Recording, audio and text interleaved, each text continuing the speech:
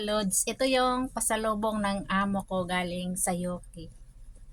2 weeks siya doon sa Yoki. Tapos kahapon, noong Wednesday, dumating siya.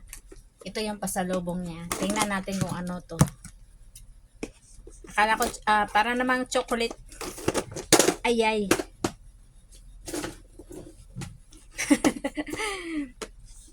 Inisip ko chocolate. Ito na siya. Charan! Gold pala. Tingnan mo yung gold. Parang gold siya eh. Oh, wow. Ito na siya. Ito na siya, mga lods. Ayan. Ang cute. Ito yan. Tapos, may permang. Mm.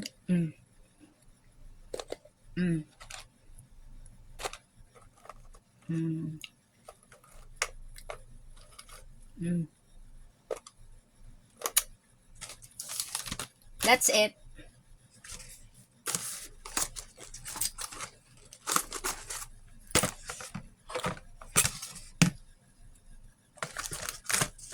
Masarap to pang kape. Merienda.